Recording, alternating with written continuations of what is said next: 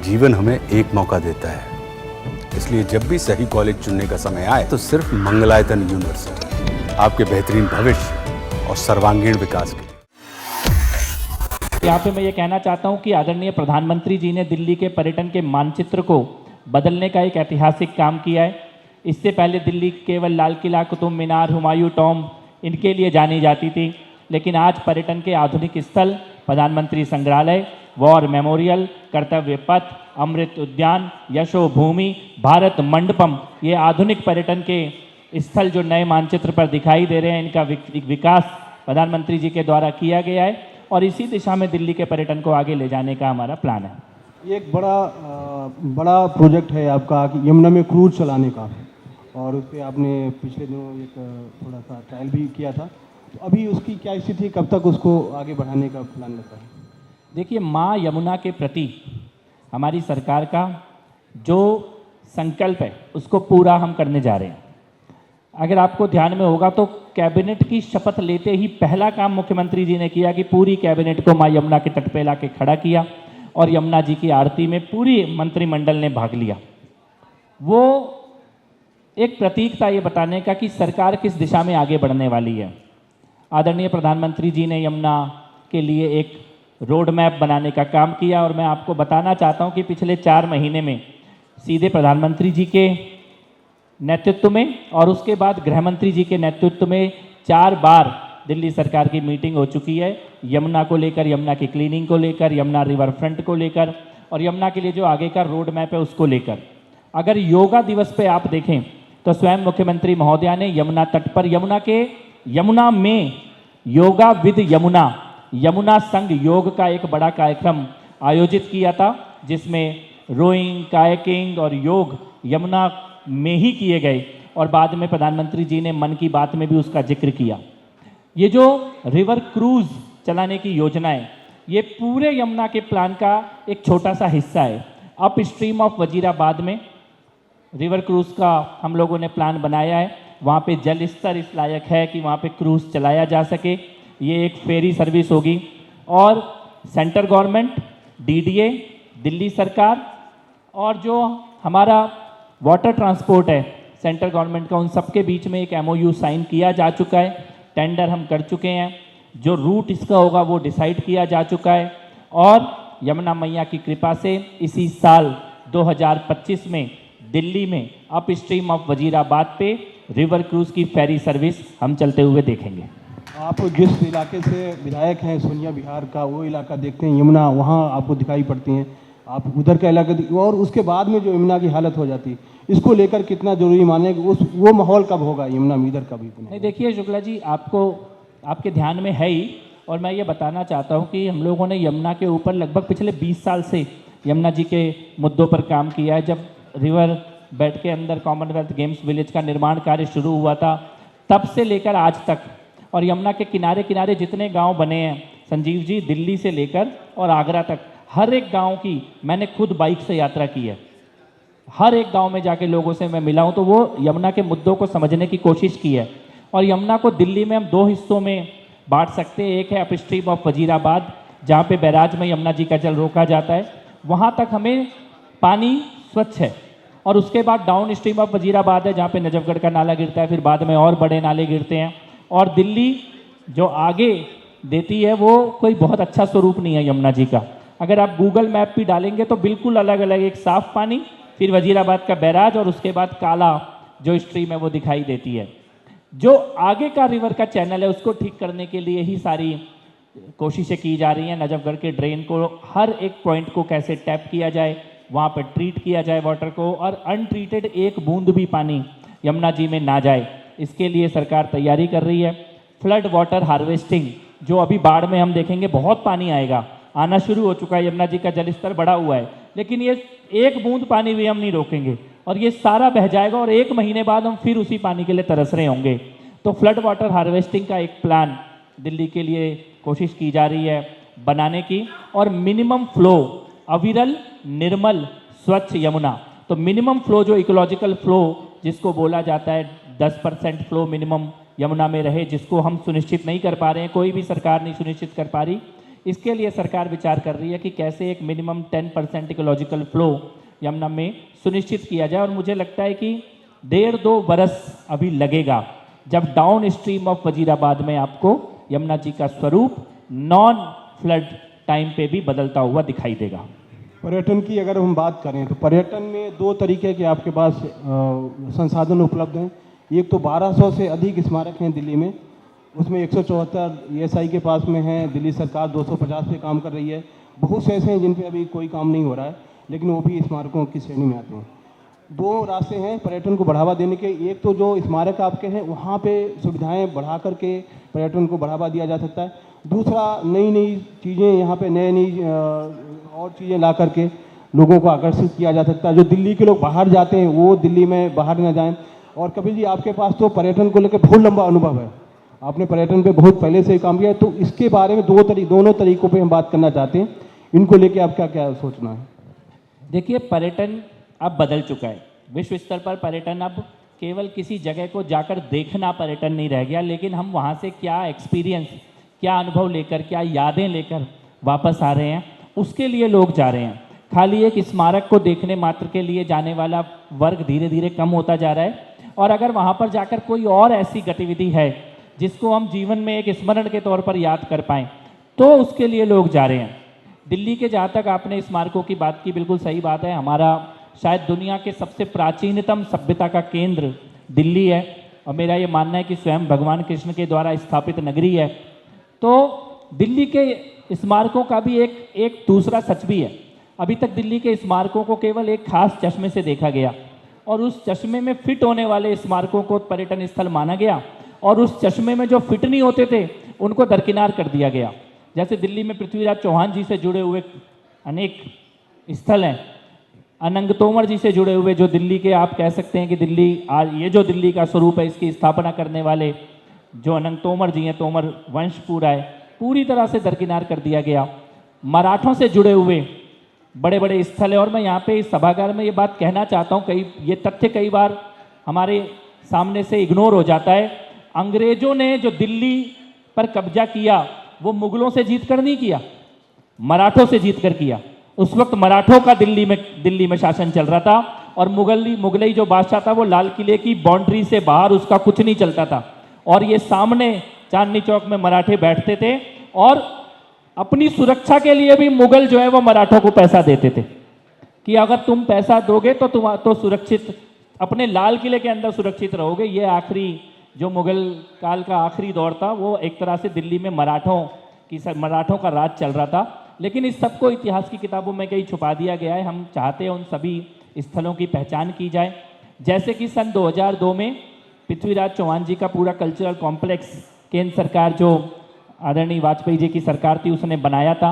आज उसकी स्थिति इतनी अच्छी नहीं है। मैंने अपने कार्यालय में उसकी मीटिंग बुलाई, और पूरा पृथ्वीराज चौहान राय पिथौरागढ़ जो कल्चरल कॉम्प्लेक्स बनाया है उसको रिवाइव करने के लिए, महाराजा सूरजमल जी से जुड़े हुए स्थलों को रिवाइव करने के लिए, गुरु तेग बहादुर जी के बलिदान से जुड़े हुए स्थलों को और प्रेरणादायक बनाने के लिए, इसके लिए हम लोग काम कर रहे हैं।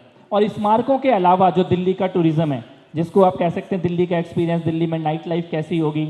आज की तारीख में अगर आपको दिल्ली का खाना भी खाना है तो आप एक समय के बाद आपका कुछ भी खुला हुआ नहीं मिलता है। तो कुछ ऐसे जोन में, खास जोन हम डिवाइड करके, क्या हम वहाँ पे नाइट मार्केट, और नाइट लाइफ का मतलब केवल बार और क्लब नहीं है, लेकिन दिल्ली का अनुभव, दिल्ली का चांदनी चौक का भोजन मिल सकता है क्या? रात को अगर कोई 12 बजे, 1 बजे, 2 बजे जाना चाहता है क्या? कुछ जगह पे हम इसकी टाइमिंग बढ़ा के कुछ एफर्ट कर सकते हैं। दिल्ली हाट जैसे और एक्सपीरियंस क्रिएट कर सकते हैं।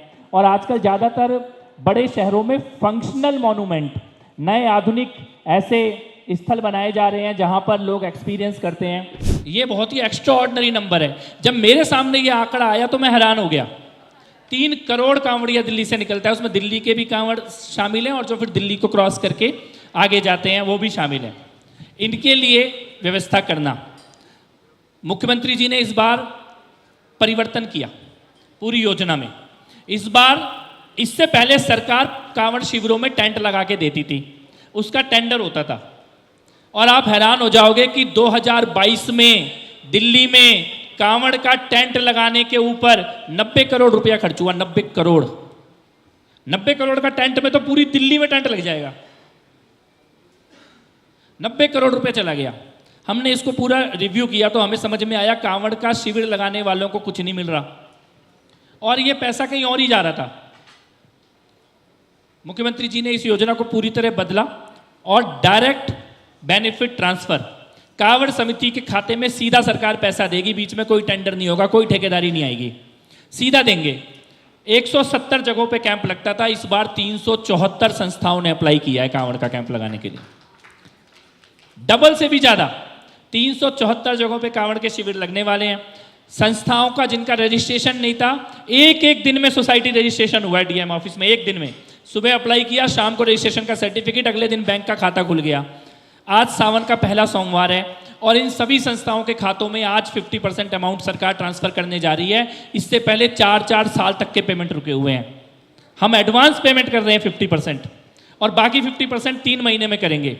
ये एक बहुत ही बड़ा क्रांतिकारी परिवर्तन है धार्मिक उत्सवों के आयोजन में और आने वाले समय में छठ पूजा में भी, उर्स में भी इसी प्रकार का दिल्ली सरकार योजना लेके आएगी जिसमें सीधा आयोजकों को सहायता राशि पहुंचे। दूसरा, बिजली का बिल, हर कांवड़ सेवा समिति के लिए 1200 यूनिट बिजली फ्री कर दी गई है।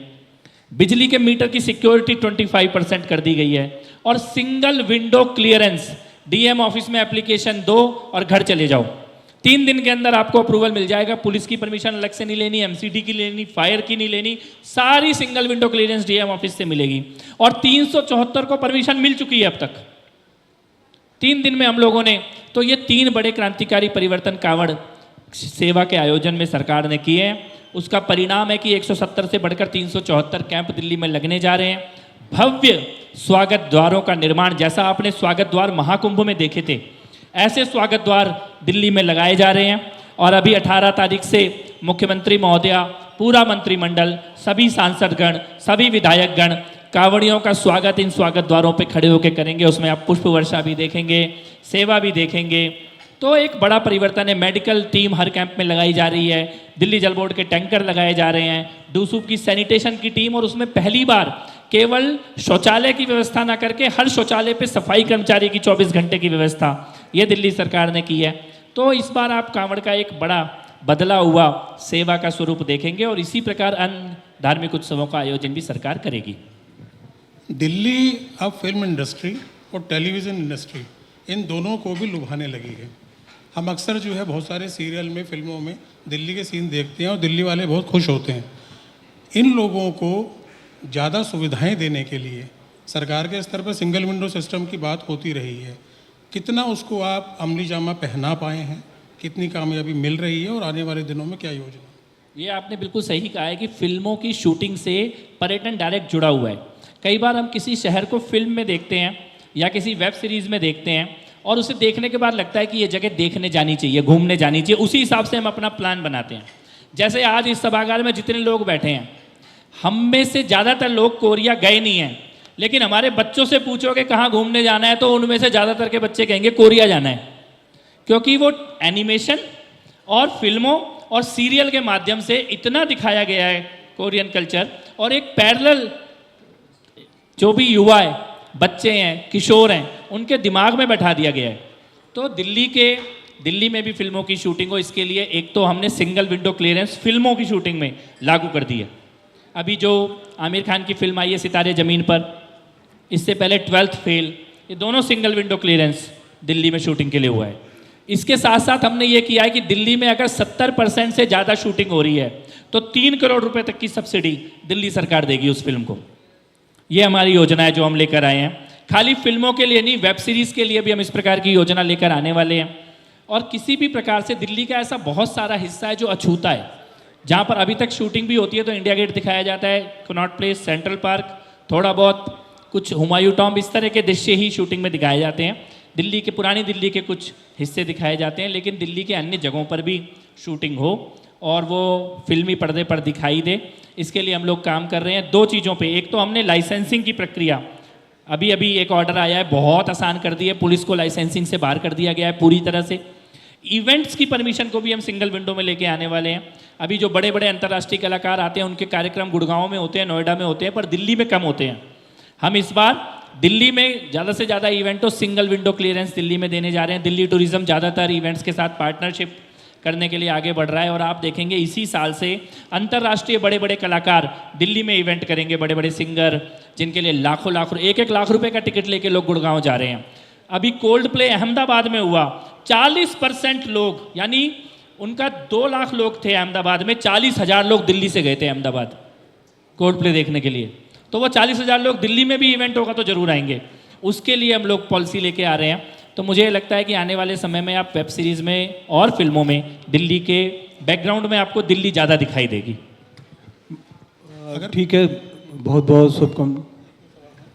एक तो अगर पिछले वर्षों की तरफ हम देखें तो दिल्ली टूरिज़्म जो डिपार्टमेंट है वो एक डिपार्टमेंट की तरह ही काम करता रहा है। अगर किसी पर्यटक को दिल्ली घूमना ही है तो दिल्ली पर्यटन की तरफ से कोई बस सेवा भी ऐसी नहीं है। इसी तरह किसी को दिल्ली के बारे में बहुत कुछ जानना है, कोई एक अधिकृत एजेंसी के तौर पर दिल्ली टूरिज्म से संपर्क करना चाहता है, तो इस बारे में जो है क्या प्लानिंग है। और एक दूसरा सवाल जो आपका एक विभाग कला संस्कृति है, शहरों की पहचान वहाँ पे होने वाले किसी सांस्कृतिक आयोजन से भी जुड़ जाती है। जैसे हरियाणा में हर साल गीता महोत्सव होता है, औरंगाबाद में अजंता एलोरा है। क्या दिल्ली के लिए ऐसा कोई फेस्टिवल डिज़ाइन या प्लान किया जा रहा है जो यहाँ की पहचान बन जाए? बिल्कुल आपने सही कहा और ये बात सच है कि दिल्ली का टूरिज़्म लगभग नॉन एग्जिस्टेंट टूरिज़्म डिपार्टमेंट। अगर आप देखें, आप एयरपोर्ट पे उतरेंगे आपको दिल्ली टूरिज़्म का कुछ दिखाई नहीं देगा। कोई एक इन्फॉर्मेशन सेंटर नहीं है, रेलवे स्टेशन पर कोई इन्फॉर्मेशन सेंटर नहीं है, पर्यटक स्थलों पर भी आप चले जाएंगे तो टूरिज़्म की जानकारी देने के लिए कुछ नहीं है। वेबसाइट आप खोलेंगे तो उसमें कुछ नहीं है। पहले एक दिल्ली दर्शन की बस चलती थी, बस को बंद हुए सालों बीत चुके हैं। हॉप ऑन हॉप ऑफ चलती थी, बंद हुए सालों बीत चुके हैं। आज आपको अगर दिल्ली का दर्शन करना है, दिल्ली की सरकार का कोई पैकेज ही नहीं है पिछले 10 सालों से, ऐसा दरकिनार कर दिया गया। हम इसी 15 अगस्त को दिल्ली टूरिज्म की जो बस सर्विस है दोबारा लॉन्च करने जा रहे हैं, उसकी हम तैयारी कर रहे हैं। इवनिंग टूर अलग और डे टूर अलग, ये दो तरीकों से हम लोग दिल्ली टूरिज्म की बस सर्विस लॉन्च करने जा रहे हैं। इंफॉर्मेशन सेंटर्स को खोलने जा रहे हैं और इसके साथ साथ दिल्ली का ब्रांडिंग कैंपेन, जैसे हमने मध्य प्रदेश का देखा, गुजरात का देखा, राजस्थान का देखा और केरला का देखा, ये 4 राज्यों के ब्रांडिंग कैंपेन लगभग सबको याद हो गए। इस प्रकार का एक ब्रांडिंग कैंपेन दिल्ली का हम लोगों ने उसका टेंडर अभी अपलोड किया है और दुनिया के सबसे बढ़िया कंसल्टेंट्स को हम उसमें अपॉइंट कर रहे हैं और मध्य प्रदेश, गुजरात और राजस्थान की तर्ज पे एक ब्रांडिंग कैंपेन दिल्ली का भी हम लोग इसी साल लॉन्च करने जा रहे हैं। जहाँ तक कला एवं संस्कृति मंत्रालय का आपने बोला, ये बात सच है कि दिल्ली में 10-15 साल पहले देखे तो पार्कों में म्यूज़िक इन द पार्क ऐसे इवेंट होते थे। सेंट्रल पार्क में, सेंट्रल कनॉट प्लेस में रागिरी जैसे कार्यक्रम हुआ करते थे। दिल्ली में जगह जगह आपको सांस्कृतिक कार्यक्रम होते हुए दिखाई देते थे, लेकिन कई बार सत्ता में बैठे हुए लोग कला एवं संस्कृति के प्रति पूरी तरह अंधे हो जाते हैं और उसके महत्व को नहीं समझ पाते। और 10 साल में दिल्ली की कला एवं संस्कृति के क्षेत्र में लगभग कोई भी काम नहीं हुआ। कला एवं संस्कृति के नाम पर दिवाली पे अपने परिवार को बैठा के दिवाली का लाइव टेलीकास्ट चैनलों पे चलाया जाता था। इससे बड़ी कोई निर्लज्जता हो नहीं सकती है, लेकिन इसको हम फिर से बदलने जा रहे हैं। इस वक्त मैं दिल्ली के, मैंने अपने ही कार्यालय में मीटिंग बुलाई थी। शास्त्रीय संगीत से जुड़े हुए, नृत्य से जुड़े हुए, थिएटर से जुड़े हुए, पेंटिंग से जुड़े हुए, स्कल्पचर से जुड़े हुए, फोटोग्राफी से जुड़े हुए सभी बड़े लोगों को, फैशन से जुड़े हुए बुलाया था और सबके साथ मिलकर हम एक एनुअल कैलेंडर ऑफ इवेंट्स, और वो भी केवल मंडी हाउस या कनॉट प्लेस में ना होकर के पूरी दिल्ली में एक डिसेंट्रलाइज इवेंट्स का एक कैलेंडर हम लोग शुरू करने जा रहे हैं, जिसमें आपको, और एक एनुअल फेस्ट जो मैंने बोला 20,000 लोगों का क्रिएटर्स इवेंट हम दिल्ली में लेके आ रहे हैं, दुनिया का सबसे बड़ा। और ये एक एनुअल प्रॉपर्टी दिल्ली सरकार की बनेगी जो कि हम हर साल इसके बाद आयोजित करेंगे। जी।